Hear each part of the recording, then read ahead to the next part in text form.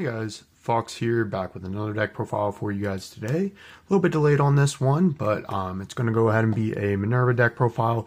Really been loving the deck, probably my favorite deck right now, and my second favorite deck of all time, maybe first. This and Azul, obviously really close in my heart. We'll go ahead and get into it. We did go ahead and get new support cards in set 11, as well as a promo that makes this deck one of the strongest decks right now.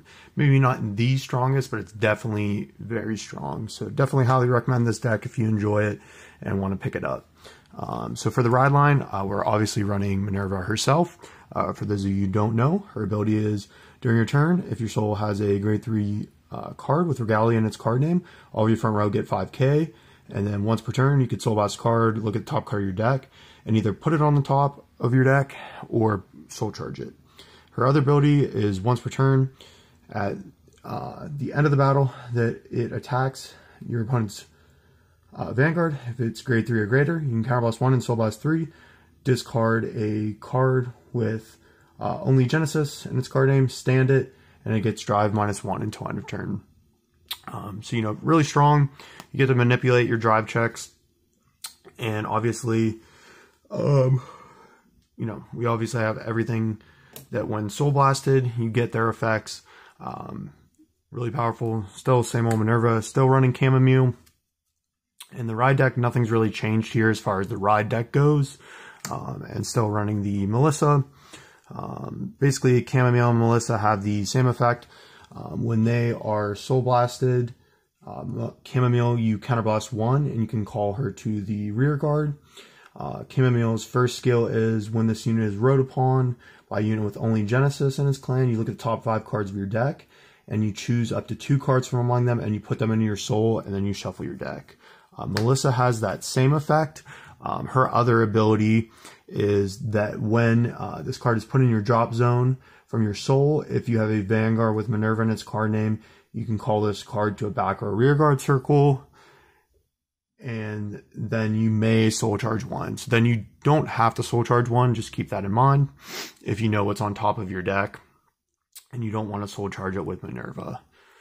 And then obviously, same standard starter as all, same effect as all of the starters in Overdress that allows you to draw a card. Moving on to the grade 3s, we are still running 3 Minervas. You want to max out on your Persona rides, obviously. And then we are running 4 Angelica. For those of you who don't know, Angelica's skill is on the rearguard circle.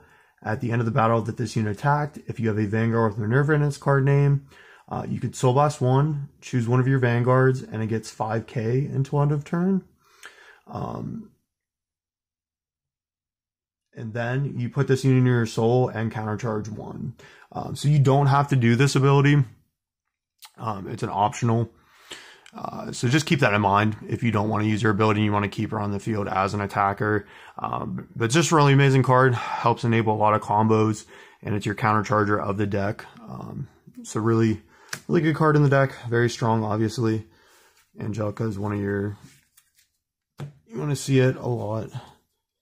And then the new promo, which has really kind of put this deck over the top, we want to max out on, is Knight of Deity Decree Thassus. So his ability is when he is placed on rearguard, if you have a Vanguard with only Genesis for its clan, you look at the top 3 cards of your deck, you choose up to 1 card from among them, put it in a soul, and you put the rest on the bottom of your deck in any order.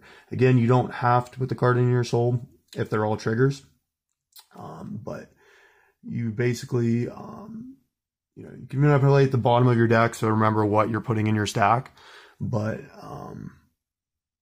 like I said, really good ability. You can put your Chamomiles in your soul. You could put your Melissas in your soul. You could put basically anything you want in your soul because of the new grade 1 that we got.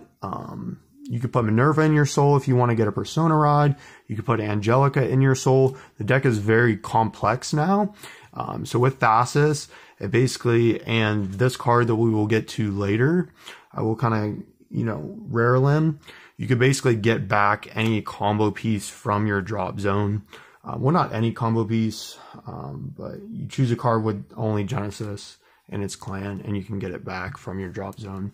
So you can get back your Angelica, you can get back your Chamomile, you can get back your Minerva, and you can get back your Melissa. So those are the targets you want to be going for with your Thassus.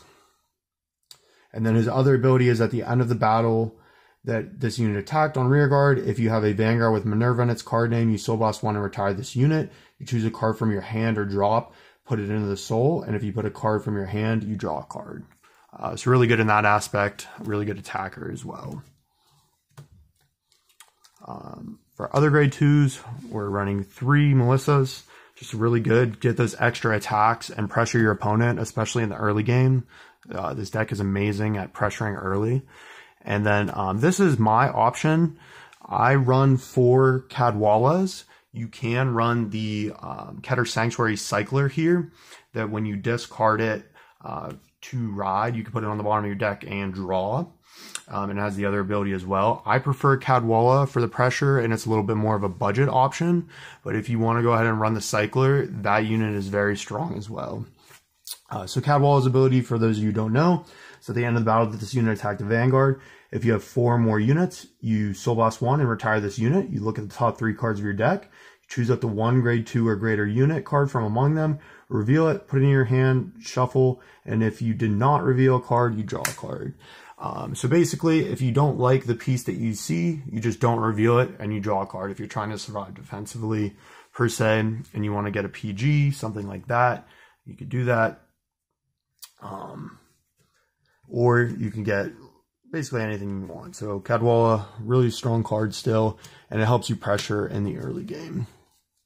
And then moving on to grade 1s, the amazing and probably the best card in this deck that has really put it over the top, in my opinion, is Regalia, the card that we got in set 11.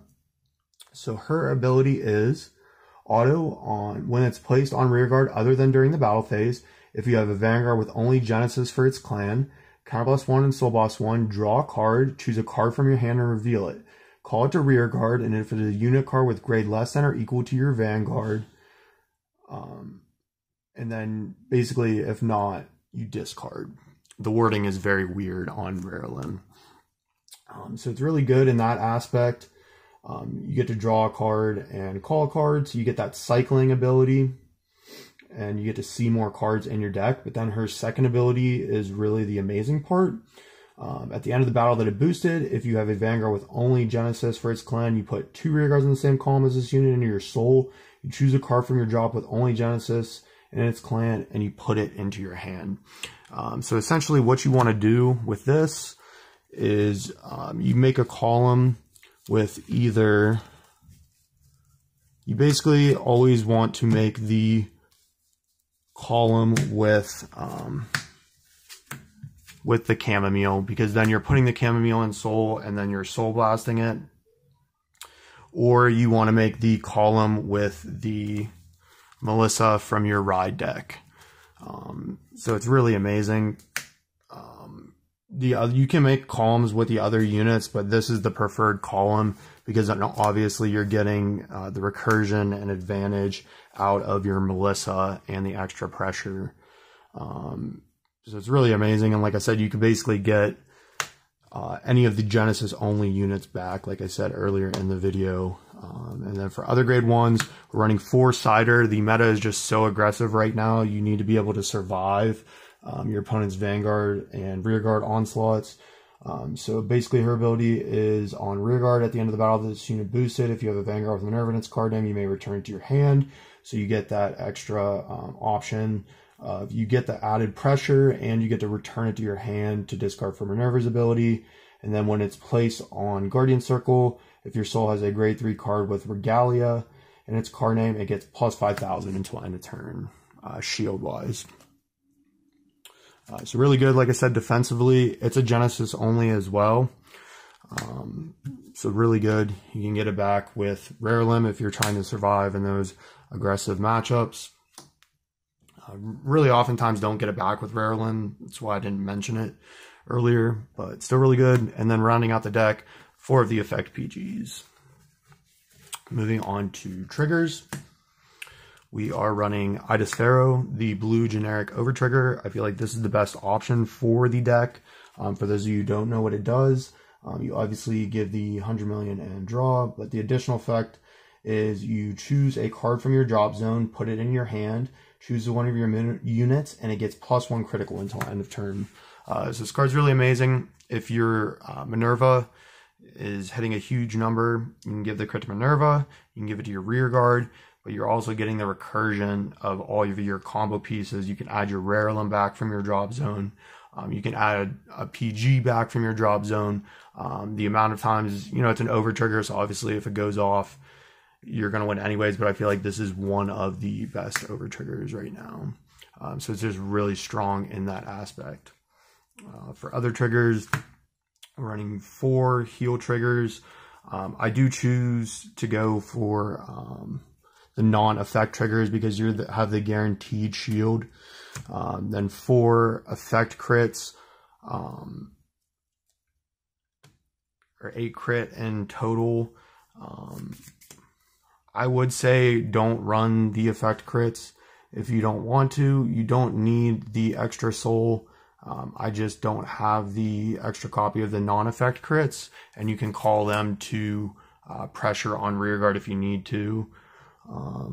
But honestly, like I said, sometimes they do come in handy, so it's a preference thing. Right now I am liking the effect crits. And then Pro Roby, obviously, the effect draw that gets the additional shield. So like I said, I am really loving the deck right now.